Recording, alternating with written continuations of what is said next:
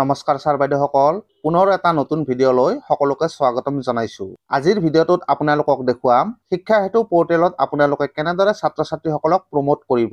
ইতিমধ্যে সমগ্ৰ শিক্ষা অসমৰ ফালৰ পৰা যোৱা 21 মাৰ্চ 2024 তাৰিখে অহা 31 মাৰ্চ 2024 তাৰিখৰ ভিতৰত শিক্ষা হেতু পৰ্টেলত ছাত্ৰ-ছাত্ৰীসকলক প্ৰমোট কৰিবলৈ নিৰ্দেশনা প্ৰকাশ কৰা হৈছিল। পুনৰ যোৱাকালি আন এক নিৰ্দেশনা যোগে অহা 31 মাৰ্চ 2024 তাৰিখৰ ভিতৰত ছাত্ৰ-ছাত্ৰীসকলৰ প্ৰমোচনৰ কামখিনি সম্পূৰ্ণ কৰিবলৈ নিৰ্দেশ প্ৰদান কৰা হৈছে। এই ভিডিঅ'টিত মই আপোনালোকক ষ্টেপ বাই ষ্টেপ দেখুৱাবলৈ চেষ্টা কৰিম আপোনালোকে কেনেদৰে ছাত্ৰ-ছাত্ৰীসকলক শিক্ষা হেতু পৰ্টেলত প্ৰমোট কৰিব। ইয়াতে মন কৰিব যে পঞ্চম আৰু অষ্টম শ্ৰেণীৰ ছাত্ৰ-ছাত্ৰীসকলৰ বাহিৰে আন সকলো শ্ৰেণীৰ ছাত্ৰ-ছাত্ৰীসকলক আপোনালোকে শিক্ষা হেতু পৰ্টেলত প্ৰমোট কৰিব লাগিব। যিহেতু প্ৰাথমিক বিদ্যালয়ৰ ক্ষেত্ৰত পঞ্চম শ্ৰেণী আৰু লগতে উচ্চ প্ৰাথমিক বিদ্যালয়ৰ ক্ষেত্ৰত অষ্টম শ্ৰেণীৰ ছাত্ৰ-ছাত্ৰীসকল অন্য বিদ্যালয়লৈ যাব, গতিকে সেই ছাত্ৰ-ছাত্ৰীসকলক আপোনালোকে প্ৰমোচনৰ সলনি ড্ৰপ বক্সত ভৰাব লাগিব। পঞ্চম আৰু অষ্টম শ্ৰেণীৰ ছাত্ৰ-ছাত্ৰীসকলৰ নাম আপোনালোকে শিক্ষা হেতু পৰ্টেলত কেনেদৰে ড্ৰপ বক্সত ভৰাব সেইখিনি মই আন এটা ভিডিঅ'ৰ জৰিয়তে আপোনালোকক জনাবলৈ চেষ্টা কৰিম। আজিৰ ভিডিঅ'টিত পঞ্চম আৰু অষ্টম শ্ৰেণীৰ বাদে আন সকলো শ্ৰেণীৰ ছাত্ৰ-ছাত্ৰীসকলৰ নাম আপোনালোকে কেনেদৰে শিক্ষা হেতু পৰ্টেলত প্ৰমোট কৰিব সেইখিনি ষ্টেপ বাই ষ্টেপ দেখুৱাবলৈ চেষ্টা কৰিম। শিক্ষা হেতু পৰ্টেলত ছাত্ৰ-ছাত্ৰীসকলৰ নাম প্ৰমোট কৰিবলৈ আপোনালোকে পোনপ্ৰথমে গুগল ক্ৰম ব্ৰাউজাৰলৈ গৈ তাত শিক্ষা হেতু পৰ্টেলটো খুলি ল'ব। শিক্ষা হেতু পৰ্টেলটো যেতিয়া খোল খাব তেতিয়া আপোনালোকে এনেদৰে দেখা পাব আৰু ইয়াতে আপোনালোকে ওপৰৰ পিনে তিনিডাল আঁচ দেখা পাইছে, তাত ক্লিক কৰি দিব আৰু তাত ক্লিক কৰাৰ পিছত আপোনালোকে এনেদৰে দেখা পাব।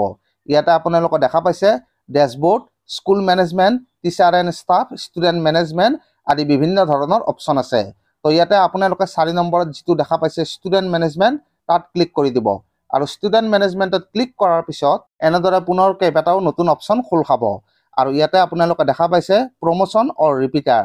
ছাত্ৰ-ছাত্ৰীসকলক প্ৰমোট কৰিবলৈ আপোনালোকে প্ৰমোচন অৰ ৰিপিটাৰত ক্লিক কৰি দিব আৰু তাত ক্লিক কৰাৰ পিছত আপোনালোকে এনেদৰে দেখা পাব। ইয়াতে আপোনালোকে দেখা পাইছে ক্লাছ 1, ক্লাছ 2, ক্লাছ 3, ক্লাছ 4 আৰু ক্লাছ 5 আৰু প্ৰত্যেকটো শ্ৰেণীৰে ছাত্ৰ-ছাত্ৰীসকলৰ সংখ্যা আৰু লগতে ছাইডৰ পিনে প্ৰতিটো শ্ৰেণীৰ কাষতে আপোনালোকে দেখা পাইছে ভিউ। তো যিটো শ্ৰেণীৰ ছাত্ৰ-ছাত্ৰীসকলক আপোনালোকে প্ৰমোট কৰিব বিচাৰিছে, তো সেই শ্ৰেণীটোৰ কাষত থকা ভিউত ক্লিক কৰি দিব আৰু ভিউত ক্লিক কৰাৰ পিছত সেইটো শ্ৰেণীৰ প্ৰতিগৰাকী ছাত্ৰ-ছাত্ৰীৰ নাম এনেদৰে আপোনালোকৰ আগত খোল খাই যাব। ইয়াৰে পিছত আপোনালোকে যি কেইগৰাকী ছাত্ৰ-ছাত্ৰীক প্ৰমোট কৰিব বিচাৰিছে সেই ছাত্ৰ-ছাত্ৰীসকলৰ নামৰ কাষতে যিটো বক্স দেখা পাইছে, তো তাত আপোনালোকে ক্লিক কৰি গৈ থাকিব আৰু যদিহে আপোনালোকে শ্ৰেণীটোৰ প্ৰতিগৰাকী ছাত্ৰ-ছাত্ৰীক প্ৰমোট কৰে তেনেহ'লে আপোনালোকে একেবাৰে ওপৰৰ পিনে দেখা পাইছে চিৰিয়েল নাম্বাৰৰ কাষতে এটা বক্স আছে, তো তাত ক্লিক কৰি দিব আৰু তাত ক্লিক কৰাৰ লগে লগে শ্ৰেণীটোৰ আটাইকেইগৰাকী ছাত্ৰ-ছাত্ৰীৰ নাম চিলেক্ট হৈ যাব। ছাত্ৰ-ছাত্ৰীসকলৰ নাম চিলেক্ট কৰাৰ পিছত আপোনালোকে তলৰ পিনে 5টা অপশ্যন দেখা পাইছে। ইয়াতে আছে প্ৰমোট, ডিমোট, ৰিপিটাৰ, ড্ৰপ বক্স আৰু ড্ৰপ আউট। যিহেতু আপোনালোকে ছাত্ৰ-ছাত্ৰীসকলক প্ৰমোট কৰিব, তো তাৰ কাৰণে আপোনালোকে প্ৰমোটত ক্লিক কৰি দিব আৰু প্ৰমোটত ক্লিক কৰাৰ পিছত আপোনালোকৰ আগত এনেদৰে এখন পপ আপ উইণ্ড' খোল খাব আৰু ইয়াতে আপোনালোকে দেখা পাইছে ইয়াতে আছে প্ৰমোটেড টু আৰু তলৰ পিনে আছে চিলেক্ট। এইবাৰ আপোনালোকে চিলেক্টত ক্লিক কৰি দিব আৰু চিলেক্টত ক্লিক কৰাৰ লগে লগে ইয়াতে আপোনালোকে দেখা পাইছে ক্লাছ 5।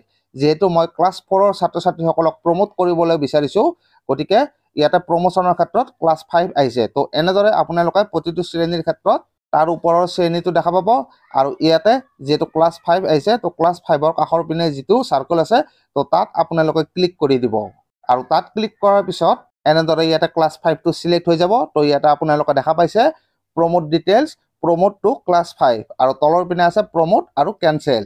তো যিহেতু আপোনালোকে ছাত্ৰ-ছাত্ৰীসকলক প্ৰমোট কৰিব, তো তাৰ কাৰণে আপোনালোকে প্ৰমোটত ক্লিক কৰি দিব আৰু প্ৰমোটত ক্লিক কৰাৰ লগে লগে আপোনালোকে যিটো শ্ৰেণীৰ ছাত্ৰ-ছাত্ৰীসকলক প্ৰমোট কৰিছিল সেই ছাত্ৰ-ছাত্ৰীসকলৰ নামবোৰ তাৰ ওপৰৰ শ্ৰেণীলৈ প্ৰমোট হৈ যাব। তো এনেদৰে আপোনালোকে প্ৰতিটো শ্ৰেণীৰ ছাত্ৰ-ছাত্ৰীসকলক শিক্ষা হেতু পৰ্টেলত প্ৰমোট কৰিব লাগিব। আশা কৰিছোঁ আপোনালোকে এই কথাখিনি ভালদৰে বুজি পাইছে। ইয়াৰ পিছত নিশ্চয়কৈ আপোনালোকে অতি সহজতে প্ৰতিটো শ্ৰেণীৰ ছাত্ৰ-ছাত্ৰীসকলক শিক্ষা হেতু পৰ্টেলত প্ৰমোট কৰিব পাৰিব। তো আজিৰ ভিডিঅ'টিত আপোনালোকৰ কাৰণে এইখিনিয়ে লৈ আহিলোঁ। আশা কৰিছোঁ এই ভিডিঅ'টি আপোনালোকৰ কাৰণে যথেষ্ট উপযোগী হ'ব। তো যদি এই ভিডিঅ'টি চাই ভাল লাগিছে তেনেহ'লে লাইক আৰু শ্বেয়াৰ কৰি দিব আৰু লগতে ভৱিষ্যতেও এনেকুৱা বিভিন্ন ধৰণৰ ভিডিঅ' পাই থকাৰ কাৰণে আমাৰ চেনেলটি ছাবস্ক্ৰাইব কৰি থ'ব। ধন্যবাদ।